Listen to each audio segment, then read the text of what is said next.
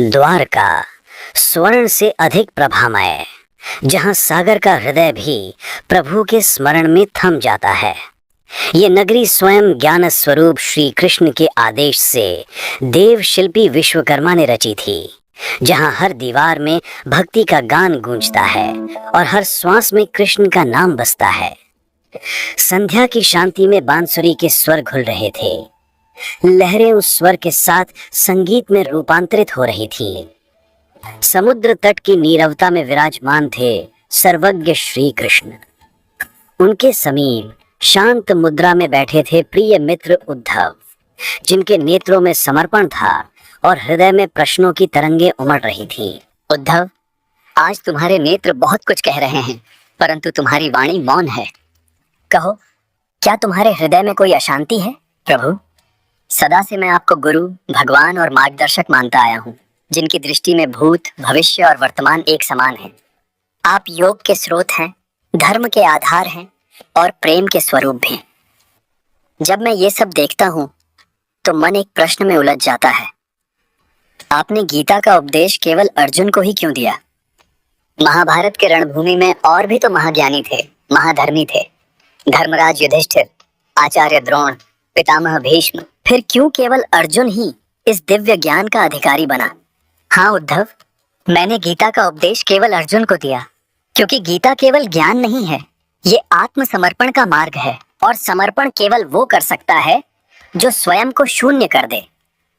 धर्मराज युधिष्ठिर सत्य प्रिय थे, धर्मनिष्ठ भी, पर उनका धर्म वही था जो मनुष्यों ने परिभाषित किया।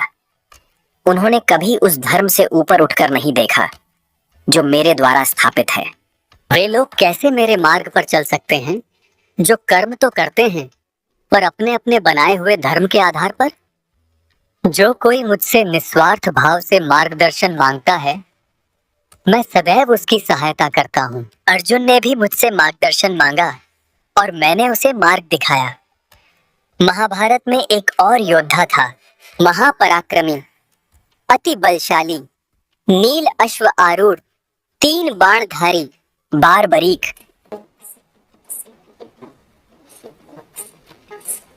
कुरुक्षेत्र का महासंग्राम, जहां धर्म और अधर्म की सीमा मिटने वाली थी। एक और 11 अक्षौहिणी सेनाओं से सुसज्जित कौरव सेना, पितामह भीष्म, गुरु द्रोणाचार्य, अंगराज कर्ण जैसे महायोद्धाओं का अजेय बल। दूसरी ओर 7 अक्षौहिणी सेनाओं के साथ पांडव, धर्म, सत्य और न्याय के पक्ष में खड़े हुए। कौरवों के पक्ष में 11 अक्षौहिणी सेना है और हमारे पक्ष में केवल 7 अक्षौहिणी। हर दिशा मानोद उनकी सेना की गर्जना से कंपित है। क्षमा ज्येष्ठ, हमारे पक्ष में भी तो भगवान श्री कृष्ण का मार्गदर्शन है। सत्य है अर्जुन, परंतु उनके पास है महापराक्रमी पितामह भीष्म, गुरु द्रोणाचार्य और अंगराज कर्ण जैसा अजेय योद्धा। हमें एक ऐसा बल चाहिए जो एक अक्षौहिणी सेना के समान प्रभावशाली हो, ऐसा वीर जो अकेले ही युद्ध का प्रवाह बदल दे। ज्येष्ठ, यदि अनुमति हो तो मैं एक नाम रखना चाहूंगा। घटोत्कच पुत्र, मेरा पौत्र बारबरीक, जिसके बाहुबल से पर्वत हिल जाते हैं, जिसके गर्जन से असुर भी कांप उठते हैं। वो मुझसे अधिक पराक्रमी वीर है, उससे भी अधिक तेजस्वी। आज्ञा हो तो मैं उसे अभी बुलाता हूँ। पधारो पुत्र घटोत्कच, आओ मेरे पौत्र बारबरीक।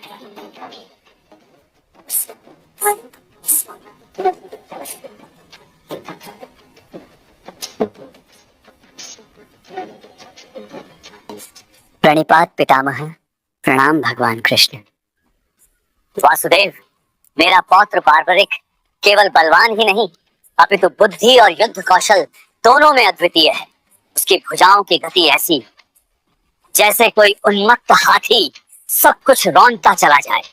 उसके बाणों में वो पराक्रम समाया है जो विशाल काय पर्वतों को भी नष्ट कर दे, और उसके मन में वो संयम है जो ऋषियों को शोभा देता है। वो अकेला ही इस महायुद्ध को समाप्त करने में समर्थ है। वीर बारबरीक, तुम्हारे पितामह भीमसेन कहते हैं कि तुम अकेले ही इस महायुद्ध को समाप्त कर सकते हो। क्या यह केवल गर्व है या वास्तव में तुम्हारे बाणों में वो सामर्थ्य है? यदि आपका आदेश हो तो मैं एकाकी ही अपने 3 बाणों के साथ इस युद्ध को समाप्त कर सकता हूँ।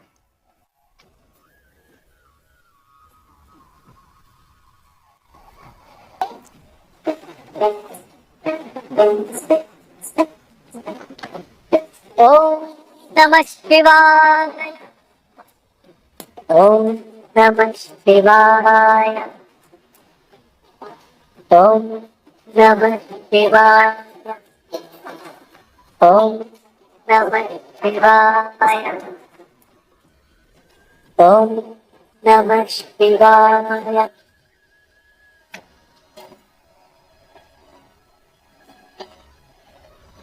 वत्स बारीक, तुम्हारी तपस्या से मैं अत्यंत प्रसन्न हूँ। तुम्हारी साधना अपूर्व है। महादेव,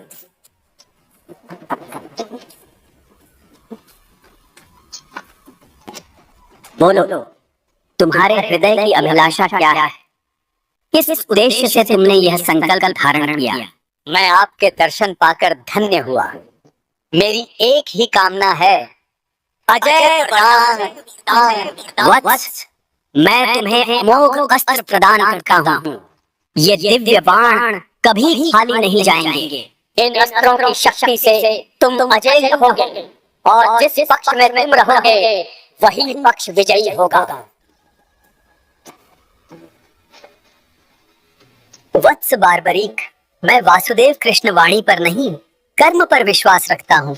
शब्द तो केवल प्रतिज्ञा बताते हैं, परंतु उनका सत्य तो कर्म से ही सिद्ध होता है। मैं चाहता हूँ कि तुम अपने पराक्रम को स्वयं स्पष्ट करो। प्रभु, जो आपके समक्ष है उसे सिद्ध करने के लिए किसी प्रमाण की आवश्यकता नहीं, परंतु यदि आपकी यही इच्छा है तो आप सिर्फ आदेश दीजिए।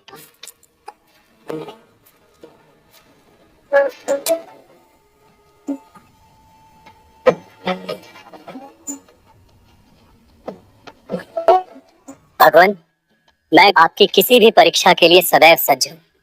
कृपया आप लक्ष्य बताइए। वत्स, लक्ष्य तुम्हारे समक्ष प्रस्तुत है। वह वृक्ष ही आज तुम्हारा लक्ष्य होगा।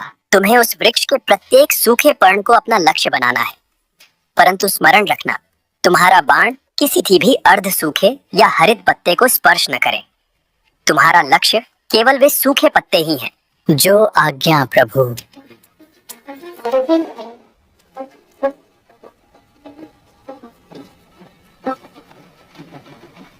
प्रथम बाण तुम्हारे शत्रु दल को चिन्हित करेगा।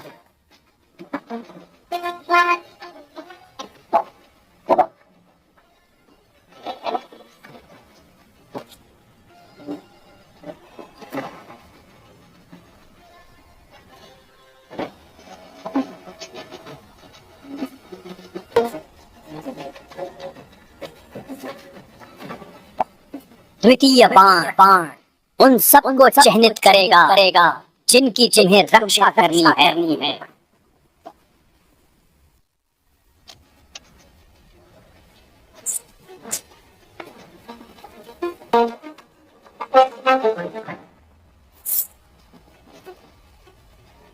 और तृतीय बाण मेरे आशीर्वाद से प्रथम बाण द्वारा चिन्हित सभी शत्रुओं का क्षण भर में संहार कर पुनः तुम्हारे कर्कश में लौट आएगा।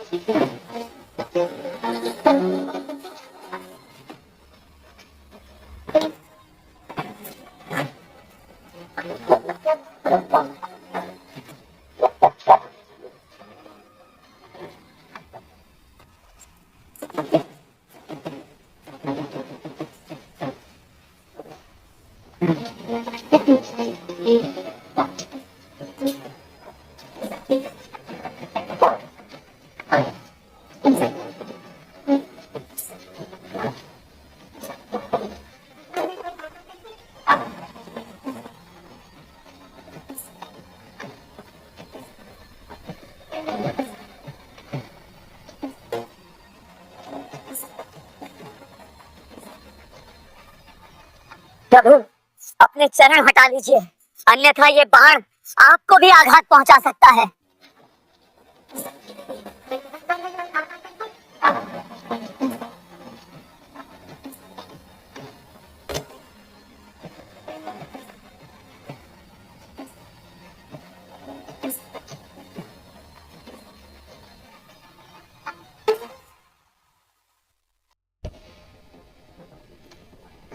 मैं तुम्हारे वरदान का मान रखता हूँ।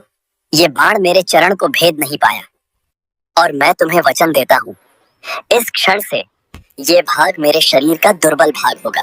कोई भी बाण इसे भेद सकेगा और यही मेरे इस देह त्याग का कारण बनेगा। क्षमा कीजिए प्रभु, आप मेरे भगवान हैं, मेरे मार्गदर्शक हैं और मैंने आप पर ही बाण चला दिया। वत्स बार्बरिक, मैं केवल ये जानना चाहता था कि क्या तुम्हारे बाणों से कोई विचलित होकर बच सकता है या नहीं। तुम्हारे बाण, तुम्हारी साधना और तुम्हारा सामर्थ्य तीनों वास्तव में अद्वितीय हैं। तुम किस तरह युद्ध में अपना योगदान देना चाहते हो बार्बरिक? प्रभु, मैंने अपने गुरु को वचन दिया था कि मैं हमेशा दुर्बल पक्ष का साथ दूंगा और प्रभु, पांडव पक्ष सेना संख्या में दुर्बल है, इसलिए मैं अपने वचन के अनुसार पांडवों की ओर से ही युद्ध करूंगा। ये इतना सरल नहीं है। तुम्हारा वचन इस युद्ध को ऐसी स्थिति में ले जाएगा जिसका अनुमान भी तुम नहीं कर सकते। यदि तुम अपने वचन के अनुसार दुर्बल पक्ष का साथ दोगे तो अभी पांडव सेना दुर्बल होने के कारण तुम उसी ओर से युद्ध में उतरोगे, परंतु तुम्हारे पराक्रम से कौरव सेना शीघ्र ही दुर्बल हो जाएगी, तो तुम उनके पक्ष से युद्ध करोगे। जब तुम कौरवों की ओर से युद्ध करोगे तब पांडव दुर्बल होने लगेंगे और वही वचन तुम्हें वापस पांडवों की ओर खींच लेगा। अंततः इस युद्ध भूमि पर न पांडव रहेंगे न कौरव, अकेले तुम ही शेष रह जाओगे।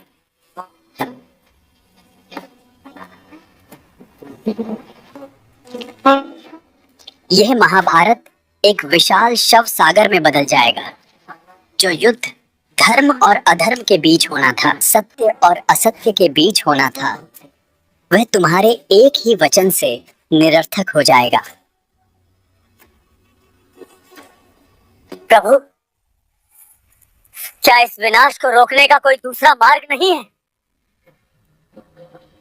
एक उपाय है वत्स, कि तुम इस युद्ध में सम्मिलित न हो। क्षमा कीजिए भगवान, मैं युद्ध से पीछे हटकर अपने कुल और अपने धर्म दोनों को कलंकित नहीं कर सकता। आप तो मेरे मार्गदर्शक हैं। मार्गदर्शक भी एक गुरु होता है। अपने शिष्य को इस धर्म संकट से मुक्त कीजिए प्रभु। तुम मुझे अपना मार्गदर्शक मानते हो तो क्या तुम मुझे गुरु दक्षिणा नहीं दोगे वत्स? आपकी आज्ञा ही मेरे लिए धर्म है। जो भी आपकी इच्छा हो वो मैं सहर्ष अर्पित करूंगा। बार्बरिक, मैं तुमसे तुम्हारा शीश गुरु दक्षिणा में मांगता हूँ।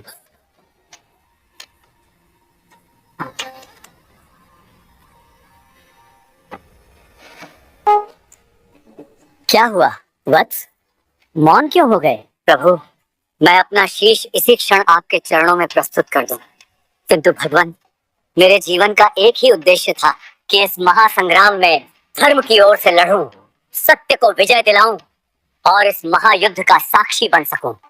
यदि मैं युद्ध में सम्मिलित न हो पाया तो मेरा अस्तित्व, मेरा पराक्रम और मेरी साधना सब निरर्थक रह जाएंगे। बार्बरिक, तुम युद्ध में सम्मिलित नहीं होगे पर तुम इस महायुद्ध के साक्षी बनोगे। मैं तुम्हें वरदान देता हूं कि तुम संपूर्ण महाभारत को आरंभ से अंत तक देखोगे। तुम इस महाभारत के प्रत्यक्षदर्शी बनोगे। जो आज्ञा प्रभु।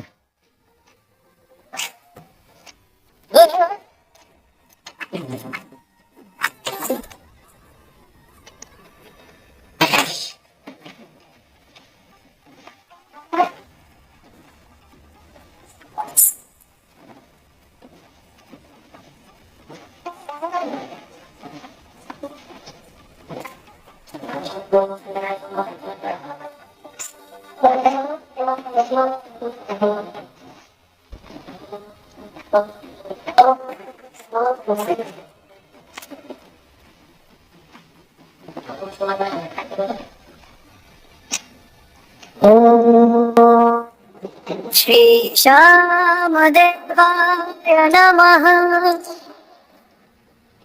महाधनुर्धर वीर बर्बरिकाय नमः। ओम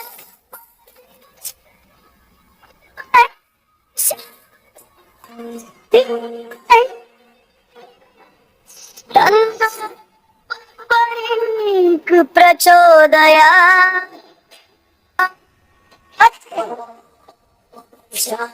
शरणं मम पातुनाथाय नमः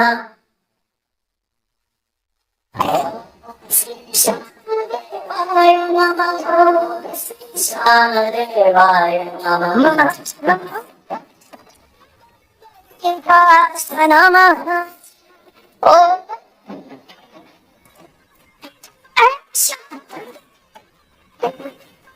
तन्नो प्रचोदयात् श्याम शरणं मम What's barbaric? मैं तुमसे अत्यंत प्रसन्न हूँ। तुमने संपूर्ण युद्ध को बिना किसी पक्षपात, बिना किसी मोह, केवल सत्य की दृष्टि से देखा। तुम्हारा त्याग तीनों लोकों में अद्वितीय है। युग बदलेंगे, राजवंश मिटेंगे, पर तुम्हारा यह बलिदान अमर रहेगा। तुम्हारे त्याग, सत्य और निष्पक्षता के कारण तुम संसार में मेरे नाम से पूजे जाओगे। आज से तुम श्याम कहलाओगे। तुम्हारा शीश खाटू नगर में स्थापित होगा, जहाँ तुम्हारा तेज युगों युगों तक प्रकाशित रहेगा और लोग तुम्हें खाटू श्याम के नाम से जानेंगे। जो भी भक्त सच्चे मन से तुम्हारी आराधना करेगा, उस पर तुम्हारी कृपा सदैव बनी रहेगी। तुम अपने भक्तों को हर अनिष्ट से, हर हानि से, हर बाधा से बचाओगे। उनकी पीड़ा दूर करोगे, उन्हें बुरे प्रभावों से मुक्त करोगे और उन्हें समृद्धि, सौभाग्य और ऐश्वर्य का आशीर्वाद दोगे। प्रचोदया ओम श्याम शरणं मम ओम खाटूनाथाय नमः